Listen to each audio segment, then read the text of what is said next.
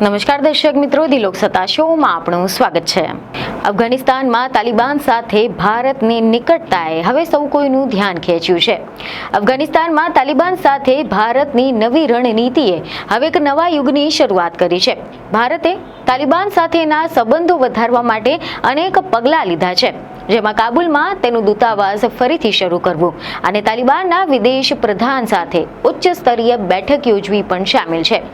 તાજેતરમાં જ એવા સમાચાર સામે આવ્યા હતા કે ભારતે તાલિબાનના વિદેશ પ્રધાન અમીર ખાન મુત્તાકી સાથે મીટિંગનું આયોજન કર્યું હતું, જ્યાં બંને પક્ષોએ દ્વિપક્ષીય સંબંધોને મજબૂત બનાવવા માટે અને અફઘાનિસ્તાનમાં શાંતિ અને સ્થિરતાને પ્રોત્સાહન આપવા માટે ચર્ચા કરી હતી।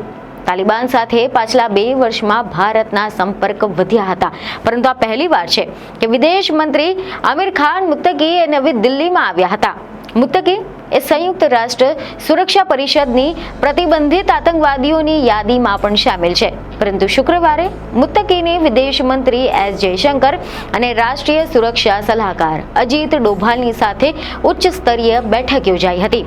જયશંકરે આ જ બેઠકમાં કાબુલમાં ભારત ટેકનિક મિશનને દૂતાવાસમાં ફેરવવાની જાહેરાત કરી હતી। ઓગસ્ટ 2021માં તાલિબાનના આગમન બાદથી ભારતે કાબુલમાં પોતાના દૂતાવાસ બંધ કરી દીધો હતો, પરંતુ હવે આ બધું જ જોતા એ પ્રશ્ન થઈ રહ્યો છે કે આખરે ભારત તાલિબાનને આટલું મહત્વ હવે કેમ આપી રહ્યું છે અને અફઘાનિસ્તાનને આનાથી શું ફાયદો થશે? આ રણનીતિ પાછળના કારણો શું છે અને તેના પરિણામો શું હોઈ શકે છે? ભારત અને અફઘાનિસ્તાન એ ઐતિહાસિક અને સાંસ્કૃતિક સંબંધો ધરાવે છે। જોકે વર્ષ 1990ના દાયકામાં તાલિબાન શાસન સત્તામાં આવ્યા પછી ભારતે તેને માન્યતા આપી ન હતી, પરંતુ વર્ષ 2021માં તાલિબાન સત્તામાં આવ્યા પછી ભારતે વ્યવહારિક અભિગમ અપનાવ્યો હતો અને મર્યાદિત સંપર્ક શરૂ કર્યો હતો। આ અંગે કેટલાક નિષ્ણાતોનું માનવું છે કે ભારતની આ નવી રણનીતિ પાછળના ઘણા બધા કારણો હોઈ શકે છે, જેમાં પ્રથમ કે ભારત અફઘાનિસ્તાનમાં સ્થિરતા અને શાંતિ પ્રવર્તે તેવું ઈચ્છે છે।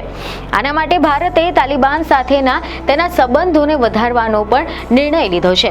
બીજું કારણ એ કે ભારત અફઘાનિસ્તાનમાં તેના હિતોનું રક્ષણ કરવા માંગે છે, જેમાં આર્થિક અને વ્યૂહાત્મક હિતોનો સમાવેશ થાય છે।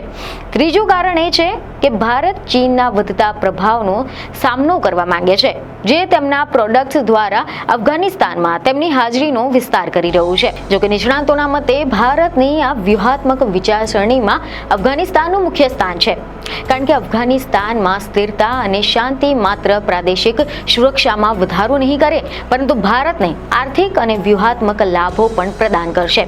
ભારતે અફઘાનિસ્તાનમાં અસંખ્ય વિકાસના પ્રોજેક્ટ્સમાં રોકાણ કર્યું છે, જેમાં રસ્તાઓ, પુલો અને અન્ય માળખાકીય સુવિધાઓનો પણ સમાવેશ થાય છે।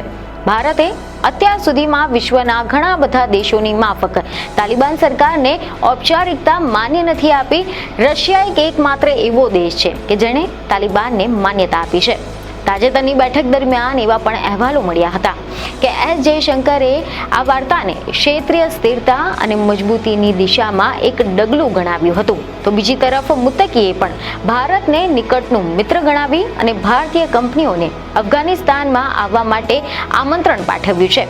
મહત્વની વાત એ છે કે એવા અહેવાલ સામે આવ્યા હતા કે 1990ના દાયકામાં જ્યારે તાલિબાન પ્રથમવાર અફઘાનિસ્તાનની સત્તા પર આવ્યું ત્યારે ભારતે તેના શાસનને માન્યતા આપી ન હતી, પરંતુ વર્ષ 2021માં તાલિબાનમાં ફરી એકવાર સત્તામાં આગમનના કારણે અને અફઘાનિસ્તાનની સ્થિતિ સંપૂર્ણપણે બદલાઈ ગઈ હતી, જેના બાદથી ભારતે પણ વ્યવહારિક દ્રષ્ટિકોણ અપનાવીને સીમિત સંપર્ક સાધવાની શરૂઆત કરી હતી। અને હવે આજે ભારત અને તાલિબાન વચ્ચે ઘણા બધા એવા ક્ષેત્ર છે કે જ્યાં બંનેના હિત એકબીજાની સાથે મળી આવે છે। ભારત અને અફઘાનિસ્તાન પોતાના સામૂહિક નિવેદનમાં એ વાત સ્પષ્ટ કરી ચૂક્યા છે કે આ બંનેનું જોર આતંકવાદના વિરોધ પર છે। તાલિબાન ઇસ્લામિક સ્ટેટ ખુરાસાનને ન માત્ર અફઘાનિસ્તાન પરંતુ સંપૂર્ણ ઇલાકાની શાંતિ માટે એક ખતરો ગણાવી રહ્યા છે। ભારત પણ આતંકવાદ વિરુદ્ધ જુદા જુદા આંતરરાષ્ટ્રીય મંચો પર અવાજ ઉઠાવી ચૂક્યું છે, જ્યારે ભારત એવું સુનિશ્ચિત કરવા ઈચ્છે છે કે અફઘાનિસ્તાનની જમીનોનો ઉપયોગ એ ભારત વિરોધી પ્રવૃત્તિઓ માટે ન કરવામાં આવે, તેમજ તાલિબાન પણ પોતાની સત્તાને સ્થિર કરવા માટે ISIS કે પછી જેવા બધા સંગઠનો છે તેમને કમજોર કરવા માંગે છે। હવે આપણે વાત કરીશું કે તાલિબાન સાથેના સંબંધોથી ભારતને શું ફાયદો થશે. તો કેટલાક જાણકારોનું માનવું છે કે તાલિબાન સાથેના સંબંધો એ ભારતને અનેક ફાયદા લાવી શકે છે. પ્રથમ કે તે ભારતને અફઘાનિસ્તાનમાં તેના હિતોનું રક્ષણ કરવામાં મદદ મળશે. બીજું કે તે ભારતને પ્રાદેશિક રીતે તેની સ્થિતિ મજબૂત કરવામાં મદદ મળશે. અને ત્રીજું કે ભારતને અફઘાનિસ્તાનમાં આર્થિક તકોનો લાભ લેવામાં પણ મદદ કરશે. જેની સામે હવે આપણે વાત કરીએ કે આનાથી અફઘાનિસ્તાનને શું ફાયદો થશે. તો આ અંગે પણ નિષ્ણાંતોનું માનવું છે કે તાલિબાન સાથેના ભારતના સંબંધોથી અફઘાનિસ્તાન પણ નોંધપાત્ર રીતે લાભ મેળવી શકે છે. જેમાં પ્રથમ લાભ એ થશે કે તે અફઘાનિસ્તાનને આર્થિક સહાય અને રોકાણ પૂરું પાડશે. બીજું કે તે અફઘાનિસ્તાનની આંતરરાષ્ટ્રીય માન્યતા વધારશે. અને ત્રીજું કે તે અફઘાનિસ્તાનને તેની સુરક્ષા અને સ્થિરતાને મજબૂત બનાવવામાં મદદ કરશે.